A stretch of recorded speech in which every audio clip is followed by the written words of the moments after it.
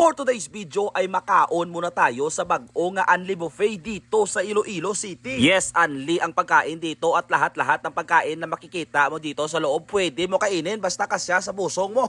Napaka-perfect talaga ito lalo na kung pirme ka nagasangyop dahil Unli grilling sila dito at shabu-shabu pa. And yes, napakadamo nga mga seafoods yung pwede mong tirawan dito kaya ano pang hinihintay mo kung gusto mo malaman ate panoorin mo tapusin itong video. Dali-dali ako nga nagalakat-lakat dito nung sinabi nila nga may bagong bukas nga Unli Buffet dito sa loob ng SM City, Iloilo. Tongyang palang pangalan ng kainan na ito guys at sabi nila sikat na ito sa Manila. And tsansa natin ito dahil hindi na natin kailangan pumunta ng Manila para makakain sa ginatawag nila nga tongyang na ito. Anyways, no, nag-umpisa na kami ni Ma'am Shi kalibot-libot dito para matukiban bala natin kung ano ang meron dito sa loob ng tongyang na ito. So since Unli Buffet siya dito guys, no, pag gusto ka dito kakuha ng mga karne o mga manok na gusto mong lutuin bla guys. At grabe, tingnan nyo napakadamo ka talaga nga pilian dito guys, iba't ibang nga klase at iba't ibang nga mga flavor. Oh, tingnan mo, pwede ka gani dito maglaswa dahil may mga tangkong sila dito at mga gulay. Oh. Kompletos rekado sila dito guys, pero itong Ma'am Shi ko, baw, makol pa tayo kinuha niya nga daming makol doon sa umapay. Nan, yan yung kunin mo, yung mga crab meat, hindi yung mga makol yung kinukuha mo. Nan, so ganito guys, so kukuha ka dito ng kahit ano na gusto mo na magugustuhan mo tapos ibababad mo yan guys sa nagabukal-bukal nila nga hotpot. Pero kung nagugutom ka na, tamad ka na dito guys magluto-luto, pwede ka ditong kumuha ng pagkain nila nga ready to eat na.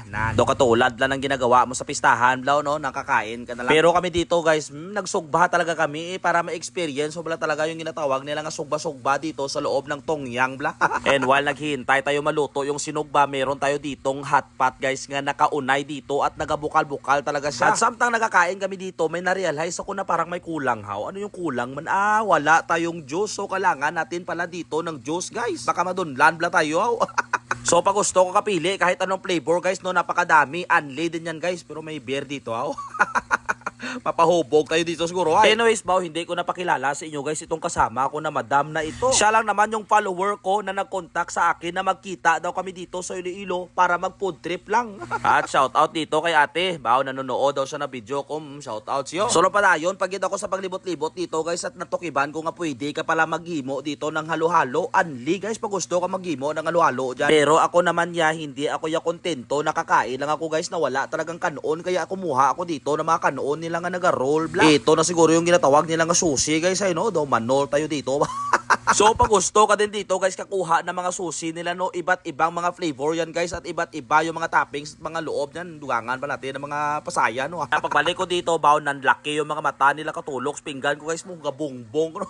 Unli Buffet man bla ito. Oh, bongbongin natin yung pinggan natin as long as kaya natin ubusin di ba? So alam ko naman guys no na magtatanong kayo kung tagpila ang per head kapag kumain ka dito sa loob ng tongyang. 728 pesos guys ang per head kapag weekdays. And kapag weekend o kung holiday ka pupunta dito guys, 778 ang per head kapag kakain ka naman dito. At ang kagandahan guys is may mga difference sila nga rate para sa mga kids. At ang pinakabongga pa talaga dito guys, no service charge sila dito. Saan ka pa? Ano sa pamatsyag mo? Daw sulit man. Pero kami dito, hindi talaga kami maghuhuntat dito hanggat hindi kami mabubusog. Kaya punong-puno talaga dito guys yung aming lamisa ng iba't ibang pagkain. Ito talaga guys ang pinaka-the best nila dito, itong sabaw na ito na talagang mapapawaw ka talaga sa sarap guys. No? At dahil grabe yung pakaldo namin dito ni Ma'am Shibaw na hobsan dito yung kaldero ba. Kaya nagpangayo kami dito ng sabaw guys. Pero unli man yan guys yung sabaw. No? Tapos dito namin ilalagay guys yung mga pinangkuha namin ng mga dahon dyan at kung ano-ano mga dumplings na ibababad mo sa sabaw nila. Napakadamo ka man nga pilian guys no, kahit anong seafoods pwede mong ilagay dyan sa nagabukal-bukal nga hotpot. Kaya kumuha ako dito guys ng mga ulo ng isda ang tok-tok na nila bla. Ito yung kagandahan dito guys dahil may mga isda sila dito at kakaiba at may mga green shell pa sila dito nga pwede mo ibabad doon sa may hotpot. Pag gusto ka kapili ng isda dito. Nami ito kay pag gusto ko lang kakuha. Kung maubos yung pagkain mo, kuha ka lang ng kuha. Kaya ito makina nila nga nagagurot na mga ham dyan ba, wala untat nga gurot dito.